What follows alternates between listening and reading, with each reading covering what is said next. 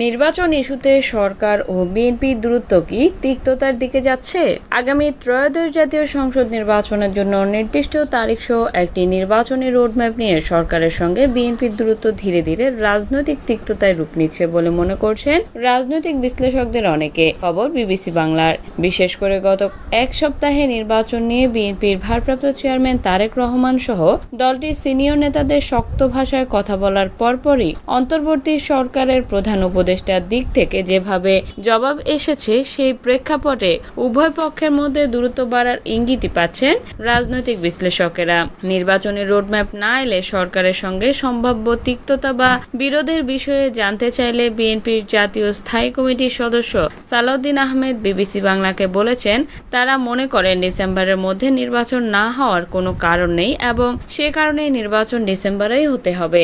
এর আগে গত 22 মে প্রধান উপদেষ্টার কথিত পদত্যাগের ভাবনা নিয়ে গুঞ্জন ছড়ানোর পর 24 ও 25 মে বিএনপি সহ বিভিন্ন দলের সঙ্গে বৈঠক করেছিলেন ডক্টর মোহাম্মদ ইউনূস। তখন বিএনপি নির্বাচনী রোডম্যাপ ছাড়াও ছাত্র প্রতিনিধি হিসেবে সরকারে থাকা 2 উপদেষ্টা ও জাতীয় নিরাপত্তা উপদেষ্টাকে বাদ দেওয়ার যে দাবি করেছিল সে দাবির ব্যাপারেও সরকার এখনো কোনো পদক্ষেপ নেয়নি। এমন পটভূমিতে সোমবার বিএনপি সহ রাজনৈতিক দলগুলোর সঙ্গে বৈঠকে বসার কথা রয়েছে প্রধান উপদেষ্টা অধ্যাপক ডক্টর মোহাম্মদ ইউনূসের। তার প্রেস উইং জানিয়েছে, দলগুলোর সঙ্গে সরকারি ইস্যুতেও কথা বলবেন প্রধান উপদেষ্টা।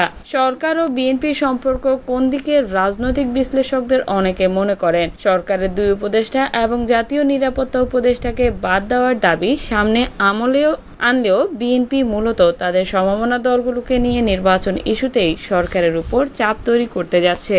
বিশেষ করে গত এক সপ্তাহে দলটির শীর্ষ নেতৃত্ব এবং সিনিয়র নেতারা যেভাবে দলের অবস্থান প্রকাশ করেছেন তাতে ডিসেম্বরের মধ্যে নির্বাচনের তারিখ আদায় করাকেই দলটির আপাত লক্ষ্য বলে মনে করা হচ্ছে।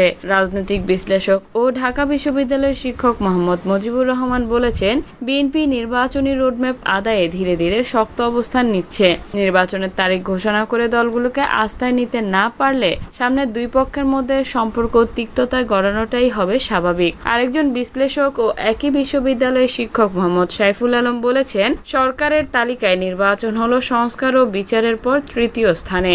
অন্যদিকে বিএনপির কাছে এটি অগ্রাধিকার। তিনি বলছেন, জাপানের সফরে প্রধান উপদেষ্টা বিএনপিকে ইঙ্গিত করে যেভাবে কথা বলেছেন তাতে মনে হচ্ছে নির্বাচন ইস্যুতে তিনি দলটির সাথে ট্যাগ অব ওয়ারে যেতে যাচ্ছেন। ফলে বিএনপিও হয়তো ভাবছে দাবি আদায়ে শক্ত অবস্থানই তাদের নিতে হবে।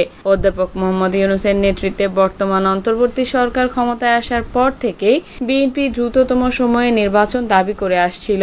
কিন্তু সম্প্রতি ঢাকা দক্ষিণ সিটি কর্পোরেশনের মেয়র হিসেবে শপথ পড়ানোর জন্য বিএনপি নেতা ইশরাক হোসেনের সমর্থকদের কাকরাইলে অবস্থানের পর প্রধান উপদেষ্টাদের সঙ্গে দেখা করে এনসিপি নেতা নাহিদ হোসেন প্রধান উপদেষ্টা পদত্যাগের চিন্তা করেছিলেন। এমন বক্তব্য দিলে তা নিয়ে শোরগোল শুরু হয়। পরে বিএনপি সহ দলগুলোর প্রধান উপদেষ্টার সঙ্গে বৈঠক করে তার প্রতি সমর্থন জানায়। কিন্তু সেখানেই সরকারের জাতীয় নিরাপত্তা উপদেষ্টা এবং 2 উপদেষ্টা আসিফ মাহমুদ ও মাহফুজ আলমের অব্যাহতি ছাড়াও সুনির্দিষ্ট নির্বাচনী রোডম্যাপের লিখিত দাবি জানায় বিএনপি। কিন্তু পরে সরকারের দিক থেকে এই বিষয়ে সিদ্ধান্ত না পেয়ে সংবাদ সম্মেলন করে হতাশা প্রকাশ করে দলটি।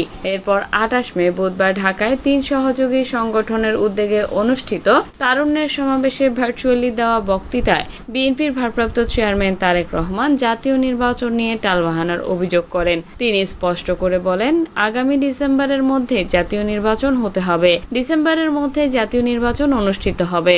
এই বক্তব্যের কিছুক্ষণ পরেই তখন জাপান সফররত প্রধান উপদেষ্টা অধ্যাপক মোহাম্মদ ইউনূস সেখানে এক কর্মসূচিতে ডিসেম্বর থেকে আগামী জুনের মধ্যে জাতীয় নির্বাচন অনুষ্ঠানের পুরনো অবস্থান তুলে ধরেন। পরদিন নিক্কে ফোরামে ফিউচার অব এশিয়া শীর্ষক এক অনুষ্ঠানের প্রশ্নোত্তর পর্বে তিনি মন্তব্য করেন যে দেশের সব দল নয়, একটি নির্দিষ্ট দল ডিসেম্বরে নির্বাচন চাইছে। তার এই বক্তব্য ঘিরে তুমুল প্রতিক্রিয়া শুরু হয় বিএনপির মধ্যে। জবাব আসে বিএনপি সমমনা দলগুলো থেকেও। বিজেপি, এলডিপি, বিপ্লবী ওয়ার্কার্স পার্টি, নাগরিক ঐক্য সহ 34টি রাজনৈতিক দলের পক্ষ থেকে বলা হয় তারাও ডিসেম্বরে নির্বাচন চাইছে। এরপর শুক্রবার বিএনপির প্রতিষ্ঠাতা জিয়াউর রহমানের মৃত্যুবার্ষিকীতে এক অনুষ্ঠানে দলটির স্থায়ী কমিটির সদস্য মির্জা আব্বাস অন্তর্বর্তী সরকারের উদ্দেশ্যে বলেন, টালবাহানা করে নির্বাচনকে পেছানোর চেষ্টা করবেন না। আমরা খুব ভালো জানি ডিসেম্বরে নির্বাচন না হলে এ দেশে আর কখনো নির্বাচন হবে না। শনিবার ঢাকাতেই এক অনুষ্ঠানে স্থায়ী কমিটির সদস্য সালাউদ্দিন আহমেদ বলেছেন, ডিসেম্বরের আগেই নির্বাচন দিতে হবে, এটা বাংলাদেশের মানুষের দাবি। অর্থাৎ জাপান থেকে প্রধান উপদেষ্টার থেকে বিএনপিকে ইঙ্গিত করে বক্তব্য আসার পরপরই দলটির নেতারা আরও শক্ত ভাষায় নির্বাচনের দাবি জানাতে শুরু করেছেন। এসব কারণে বিশ্লেষকরা মনে করছেন নির্বাচনী রোডম্যাপ সরকার দ্রুত না জানালে বিএনপির সঙ্গে তাদের তিক্ততা তৈরি হওয়া এবং এখন সময়ের ব্যাপার মাত্র। যদিও সালাউদ্দিন আহমেদ বলেছেন তারা তিক্ততা বা দূরত্ব এভাবে বিষয়টিকে দেখতে চাইছেন না। আমাদের অবস্থান পরিষ্কার যে ডিসেম্বরের মধ্যেই নির্বাচন হতে হবে, সরকারকে আমরা সেটিই বলছি।